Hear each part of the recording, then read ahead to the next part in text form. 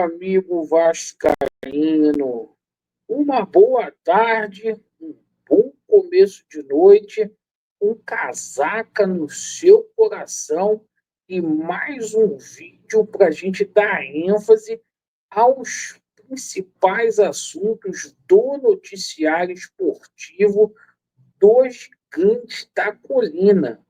Meus amigos, boas informações aí para a gente poder passar com relação ao Vasco da Gama. E parece aí que o Vasco está finalmente respirando. O Vasco respirando aí nesse exato momento. Semana passada que estava um clima muito pesado, agora melhora substancialmente. E a gente vai falar aí sobre a situação do diretor executivo de futebol do Vasco da Gama, um nome de peso sendo posto em pauta aí no Vasco da Gama, um dos melhores aí do Brasil, situação envolvendo reforços aí, o Vasco poderá receber ajuda aí de um investidor em julho. A gente vai explicar. Iremos falar aí sobre essa reunião que a gente vai ter aí entre a EICAP e o Vasco para se chegar a um acordo extrajudicial para finalizar a situação que está em debate lá na Fundação Getúlio Vargas. E, claro, a gente vai falar aqui de grana entrando, porque o Diniz, além de ter deixado o Vasco da Gama vivo aí nas 3 competições, o Vasco vai receber uma grana boa aí da Copa Sul-Americana.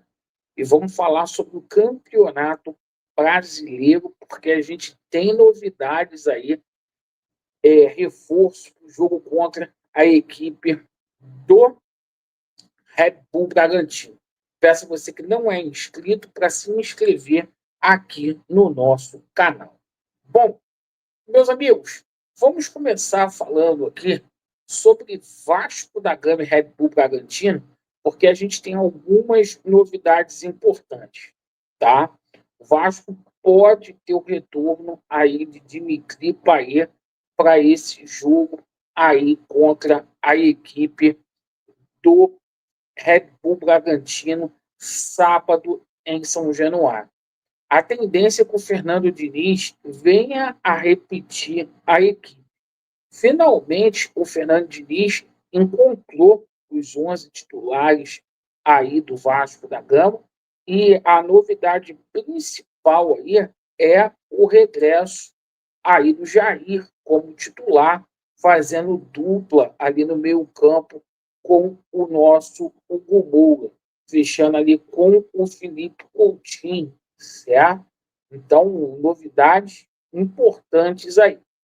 Bom, o seguinte, hoje o destaque foi a presença do pai do Bruno Guimarães lá no CT Moacir Barbosa, né? O Bruno Guimarães que vai treinar aqui no Vasco da Gama, junto com o Andrei Santos, para deixar a forma física aprimorada aí durante as férias. Perfeito? Mas vamos lá, a gente tem notícias boas aí com relação ao diretor executivo de futebol. E a gente tomou conhecimento que o nome de Rui Costa, diretor executivo, que trabalha no São Paulo desde 2021, está em pauta no Gigante da Colina. Tá? O Vasco da Gama aí que tentou a contratação do Rodrigo Caetano, tentou também a situação aí do Juninho, mas o Vasco hoje focando as suas forças aí no Rui Costa. E a situação é a seguinte, pegou todo mundo de surpresa, porque muito falava-se aí da situação do André Massuco e também de outros profissionais aí. Mas hoje o Rui Costa ganhou força, tá? Seria uma contratação aí de impacto, aí, um dos melhores que a gente tem hoje no Brasil.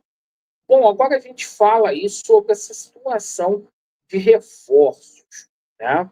O seguinte, a gente tomou conhecimento, tá?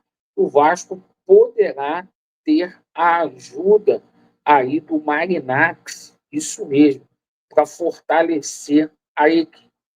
O Vasco da Gama, ele tem conversas aí para a venda aí da Vasco SAF. O representante aí do Marinax no Brasil é o Giuliano Bertolucci. Então, é o maior empresário que a gente tem hoje aí em termos de futebol brasileiro. E não é nem pelo Juliano Bertolucci, seria pelo Marinax aí, né, de ajudar o Vasco da Gama aí com alguns reforços. A gente toma conhecimento aí que o Vasco está na briga pelo Brian Rodrigues. O Brian Rodrigues que tem proposta lá do Inter Miami, mais uma proposta. Mas assim, um dos clubes aí que estava atrás do Brian Rodrigues, que é o Palmeiras, parece que desistiu aí da contratação após aí o jogador ter conversado com o Flamengo, certo? Então, assim, o Vasco não desistiu, situação aí envolvendo zagueiro. O Vasco tem conversas aí com o Tolói. O nome do Gustavo Cuejá, a gente já disse aqui que é um nome aí que foi oferecido ao Vasco da Gama.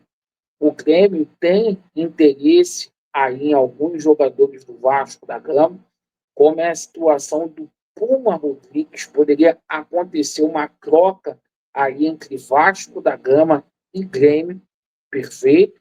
Então, são situações que estão acontecendo. O próprio jogador Lima, do Fluminense, e o Guga são nomes aí que interessam aí ao Vasco da Gama e ao Fernando Diniz. O Vasco conseguiu reverter a situação do transfer ban, isso é muito importante. Agora a gente fala aqui sobre a situação aí dessa reunião que vai ter entre a ECAP e o Vasco da Gama, tá?